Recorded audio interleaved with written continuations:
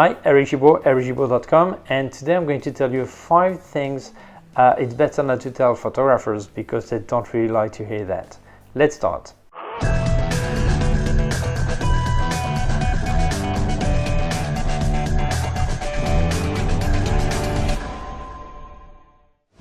Well, first of all, sorry because I'm not publishing too much video or much talking, but not much reviews and things like this month, because I've got my daughter Pino with me, and as she has a handicap, it's hard to do everything. So I have to.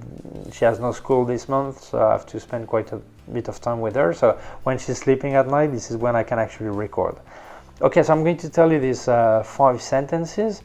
But there are many more. Maybe it will probably give for some more videos. So let's start with the first one. Well, the typical sentence is, "Oh, what a nice picture! What camera do you use?" Come on. Well, what are you telling? That this is the camera that makes the picture? No, this is a photographer. It's like if you go to buy a book and you see the writer say, "Oh, can you make an autograph and sign the book?" Dedicate the book, and when he signs, he says, "By the way, was it written with a Mac or with a PC?" He's going to look at you, what's the difference? You imagine speaking about Shakespeare, did you write with a goose feather or with a duck feather? Does it make any difference? The important is the result.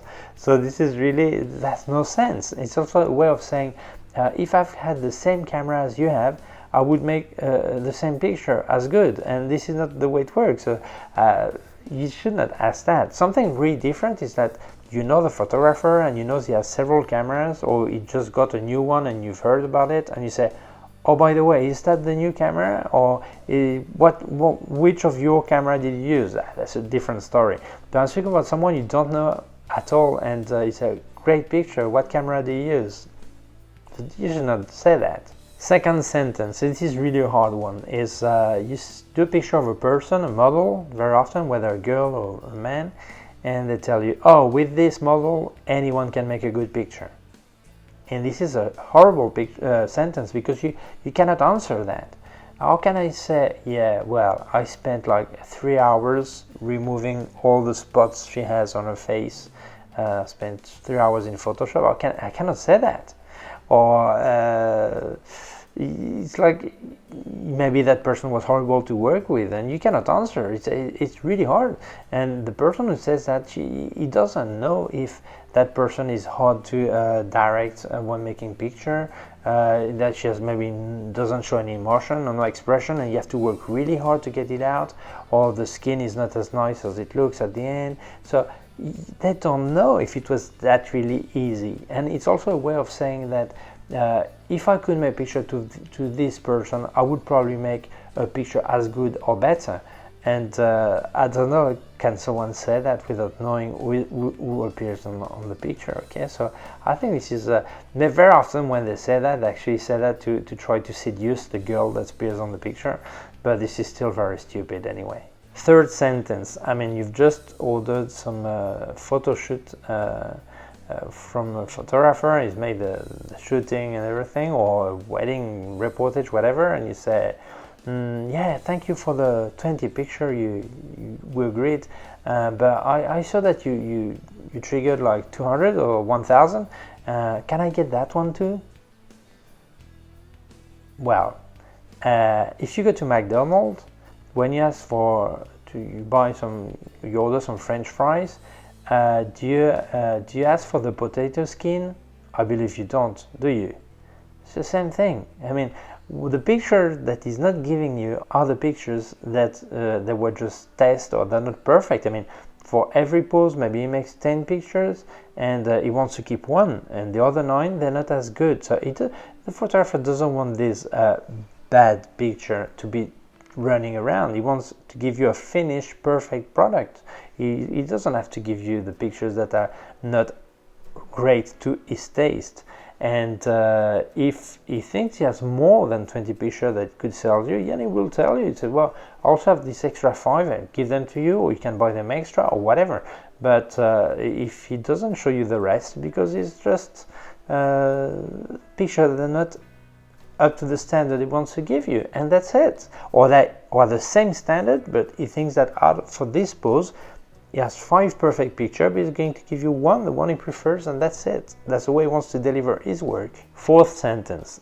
Someone doesn't, in a bar or on a train or whatever, and tell you, what do you do for your living? Oh, I'm a photographer. Oh, I've got a very good friend who is a really great, good, perfect, great, top photographer. I am sure you know him.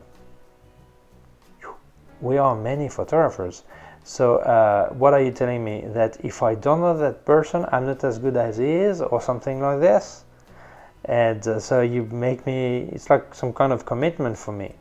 And also sometime I remember a while ago, a guy tells me, oh yeah, I know a photographer, maybe you know him. And when he tells me the name, I knew the guy. I said, yes, he came to photography classes with me.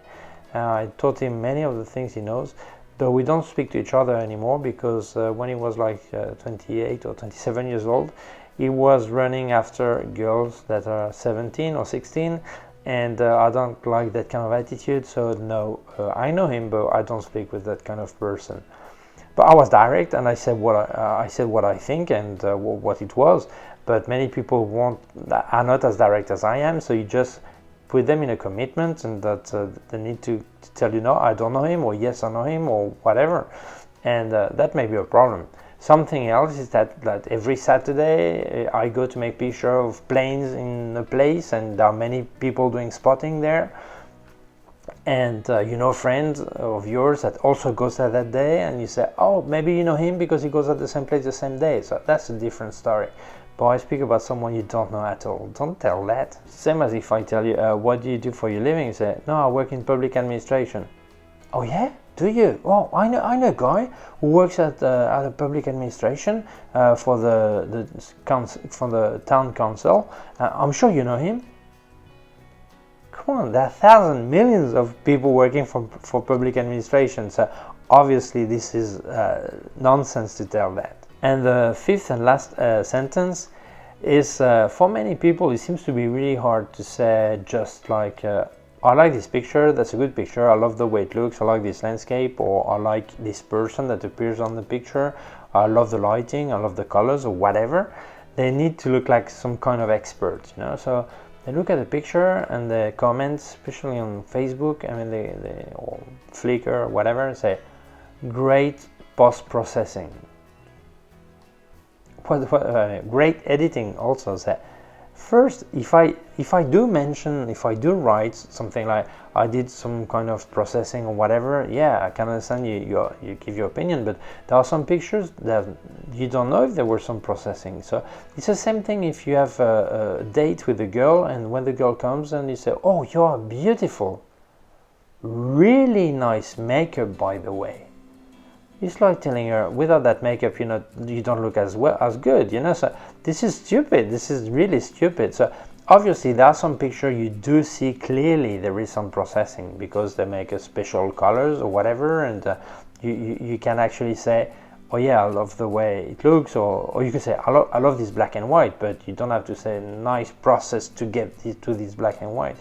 So people, they just want to look as expert, but it may bother some people because actually it's a way of telling that if it was not for the post-processing, once you've made the picture, it would not be as good. And it's like telling you're not able to get the picture right from the camera, you need to do some serious processing behind. And I think it's a bit adventurous to say that, honestly. Well, these were my 5 sentences I think you should not tell photographers. If you like this video, please share it on social network. If you have not done yet, please subscribe to my YouTube channel. There's a small button down here, and also a small bell. If you click on it, you'll get notified when I upload a new video. My website, ericgimbal.com. If you have any question, you can leave a comment below, send me an email to info@ericgimbal.com. Below, I also put links of my gear on Amazon, and also links to other parts of my YouTube channel. Thank you very much. Bye.